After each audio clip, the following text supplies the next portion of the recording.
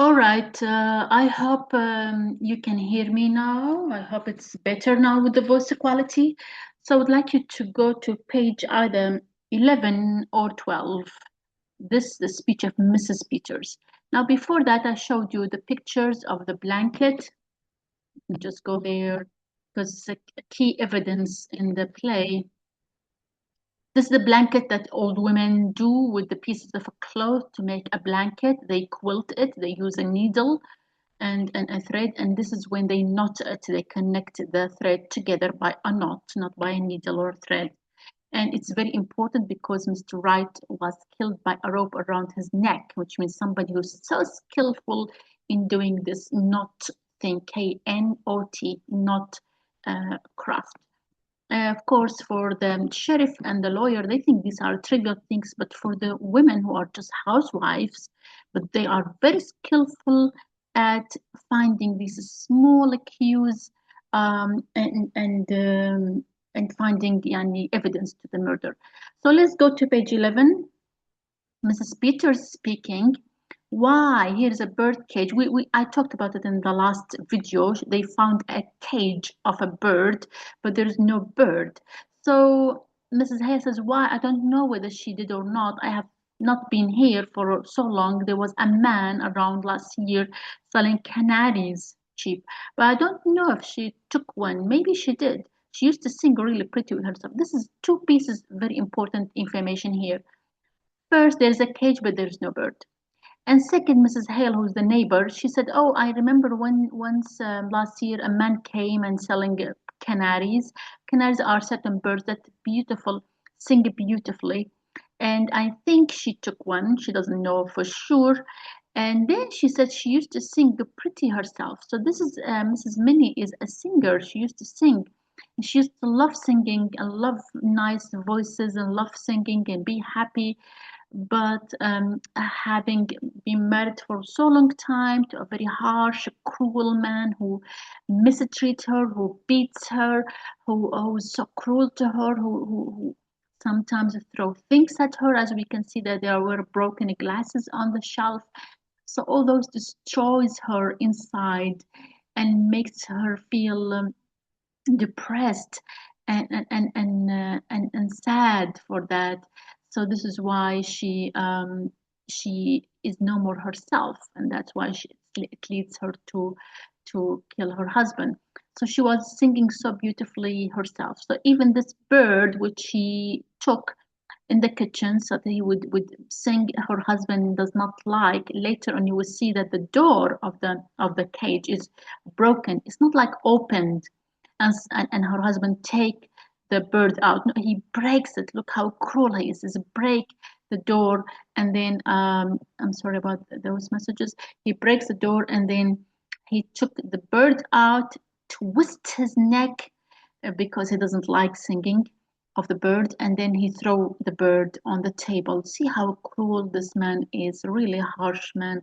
Later on, Miss Hale is going to talk something about him. Seem funny to think of a bird here, but she must have had one, or why would she had a cage? I wonder what happened to it. Mrs. Hale says, I suppose maybe the cat got it. So what happened to the bird? Maybe the cat ate it. But then Mrs. Peters is going to say something very important. She said one day, okay, I'll read it. No, she didn't have a cat. She got that feeling some people have about cats, being afraid of them. My cat got in her room and she was really upset and asked me to take it out. So she said that one day my cat came into the room and Mrs. Minnie was really, uh, upset about the cat. She has this feeling against cats and she doesn't like being around cats. So that shows that the cat did not eat the bird. My sister Bessie was like that. Queer, ain't it? Why, look at this door. Here is it's broke. So the door of the cage is broken. Somebody breaks the hinge, the locks of the door. He did not open the door, he blocked it. He breaks you see how cruel, how savage Mr. John Wright is. He breaks the door and got the bird out. He does not bear to hear any twittering of birds, which is, everybody likes birds. But this man is so cruel, he doesn't like to hear the twittering of a canary. Look, as if somebody must have rough with it. Why, yes, they bring the cage and put it on the table. So the real investigator here is not Mr. Hale, Mr. Peterson, Mr. Anderson, sorry, and Mr. Peters. It's not the neighbor, the attorney, and the sheriff. But actually, the real investigators are actually two women who have nothing to do with investigation and police investigation, but they just precise in the way they look at the small details. They find the small details very interesting, and they have so many meanings to them. And so they explain these small details.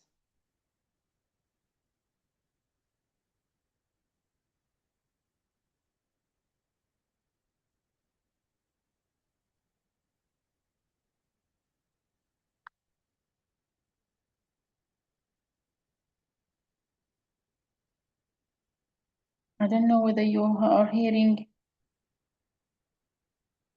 my voice. I will see what Trinas is saying.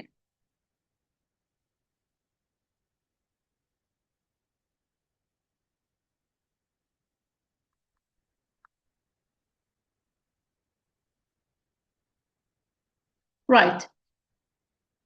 I wish if they were going to find any evidence they've been about it. So this is what they are looking for. It's the evidence about the murder that Mrs. Minnie is the murderer. So they are searching for the evidence, but actually who are finding the evidence is Mrs. Hale and Mrs. Peters, not the men here. So see how real investigators are the two women who have no knowledge about crime investigation. They are just precise, accurate, very keen in their observation of things around them. And this is how they find the clues to the murder and connecting the clues together. But I'm awfully glad you came with me, Mrs. Hale. It would be lonesome for me sitting here alone. Miss Hale, it would, wouldn't it? But I tell you why she says, Miss Peter says, oh, I'm glad. Um, Let me see. It says, Renas, we are waiting in the waiting room.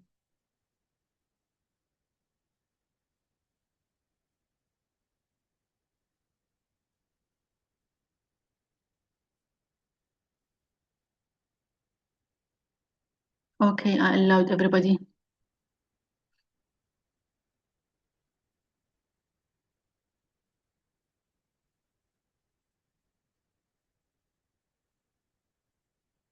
Okay, I'm glad everybody's here. I was saying that, of course, this lecture is recorded, which means you can go back to the beginning of the lecture when I was talking, and you can watch it and listen to it again. So do not worry if you have missed anything. You can just listen to it again. I'm gonna post it. The link is share it with your representative, and he can share it with you on YouTube. I also going to put it on Moodle, so you can listen to the lecture from the beginning again. So I was saying that here is going to Mrs. Peters. She says, "I am off." This is page 12, I guess. No, it's page 11 or page 12. Look for it, either 11 or 12. Mrs. Peter says, I'm happy, I'm glad that you came with me, Mrs. Hale. It would be lonesome for me. This is an important theme, loneliness. Now you can imagine Mrs. Minnie lives in a house. Her nearest neighbor is far away, not like a door to a door, far away, like some distance from this house, and it's in nature, and it is cold. In winter it's snowy all the time, and Miss Minnie Wright is alone in the house. She has no children. Her husband is in the farm or working. So she would feel, now this is the beginning of 20th century, so there's no TV, no radio, no nothing, no, not even a telephone. Later on, you will see that Mr. Wright, when they want to put telephone, Mr. John Wright says, no, I don't need a telephone. So even a telephone, maybe Miss Minnie Wright can call her neighbor or talk and have some, company. She doesn't have. She has absolutely nobody to talk to. and that makes her very, very lonely. And loneliness is one of the most important themes in this play. That what makes push people to psychologically be psychologically not fit, not normal, not okay psychologically. So let's see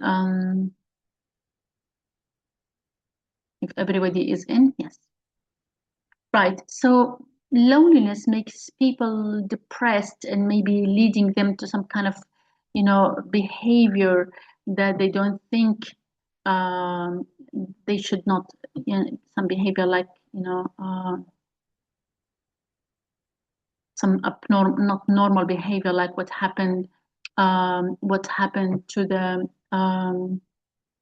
her husband, killing the husband or strangling a man. That makes when somebody, yani it must be not normal to feel like that.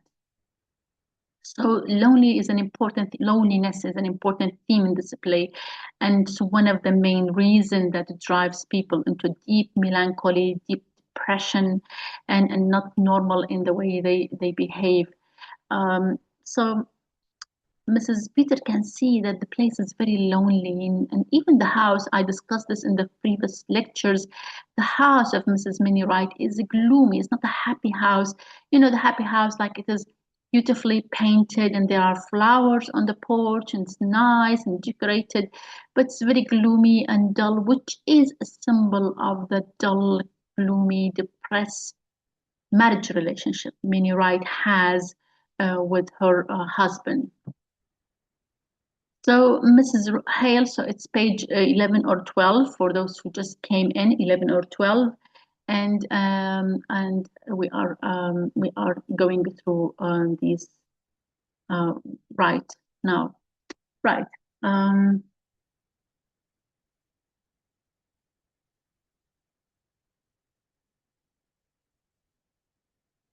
right. So let's see. Mrs. Hale, wouldn't it? But I tell you what I do wish, Mrs. Peters. I wish I had come over sometimes when she was here. And I also explained this in the previous lecture that Mrs. Hale feels she is guilty because she never visits Minnie Wright. She never comes to visit her. She said, I wish I had come sometimes when she was here um, because she feel leaving Minnie Bright alone with such a cruel man in a quiet place. She will feel lonely. She will feel she has no children, so she will feel lonely. She'll feel depressed, and it will be nice if a neighbor pass by and sit and have tea and talk. It would be nice sometimes. So she feels guilty about that. She feels she is somehow responsible for what happened to Minnie Wright. And this is the theme the playwright is a woman, Susan Glaspell, is introducing, which is solidarity among women. Women should stand by one another. Women should support one another.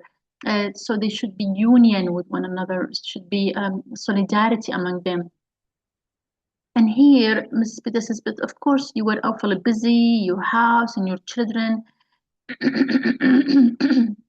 Mrs. says, I could have come, stayed away because it weren't cheerful. She said, well, I could have come, but the house was not cheerful, means the house of Minnie Wright is really gloomy and you don't like to go there. And that's why I ought to have come. But because it's gloomy and dark, I should have come. I should have. I never liked this place. It's very important information.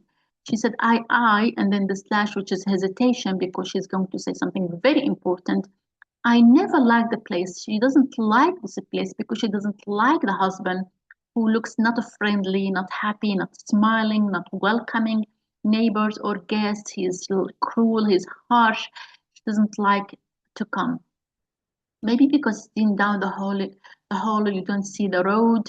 I don't know what is it, but it is a lonesome. You see, it's a lonely place, and always was lonely. I wish I had come over to see Minnie Foster. Sometimes I can see that.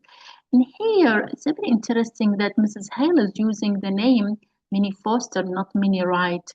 she wants to refer to her not through her marriage to Mr. Wright, but as a woman when she come to know Minnie as a young girl and lovely. So she does not want to connect her to this cruel husband. She wants to connect her to her past, which was lovely and nice, and everybody was, everybody likes.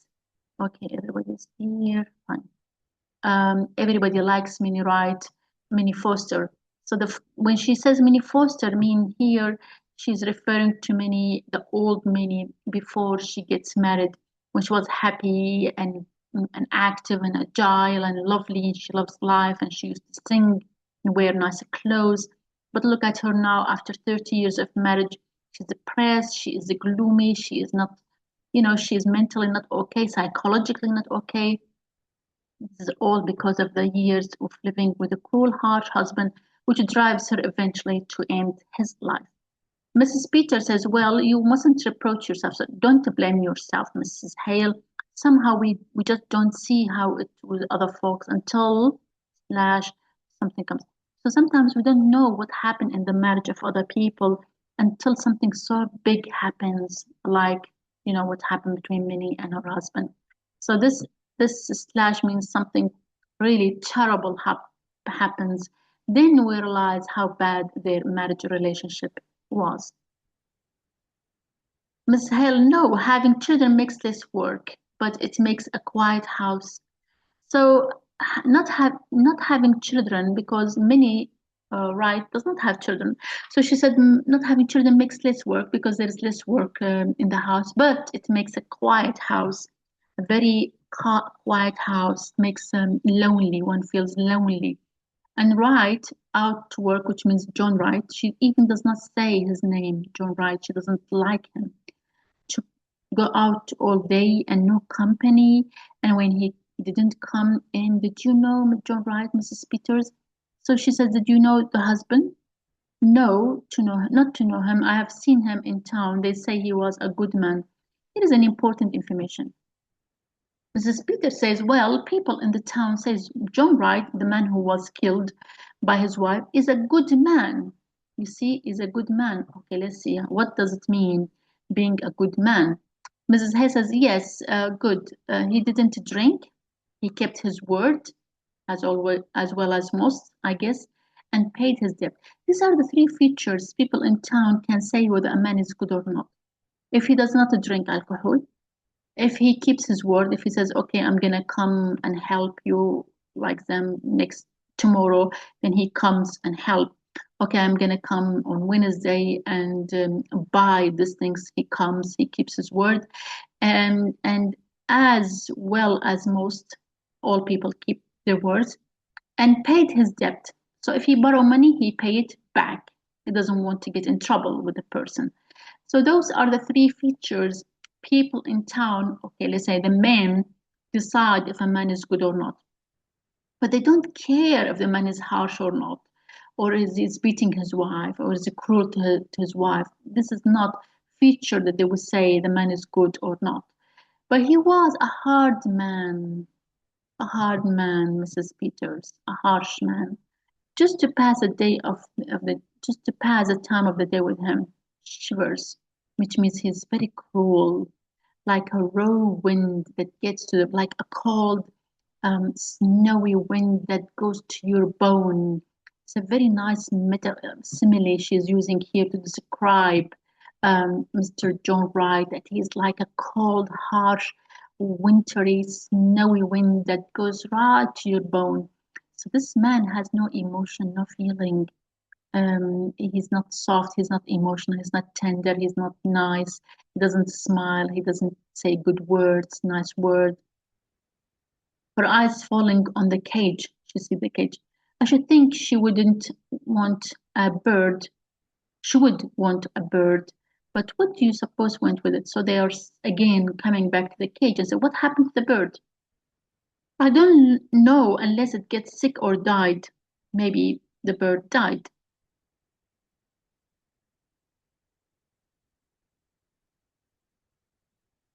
Miss Hale, you weren't raised around here, were you? Mrs. Peter shakes her head. You didn't know her. So she's asking Mrs. Peters, you don't know Mrs. Minnie, right? Because you were not here. She came from a different city.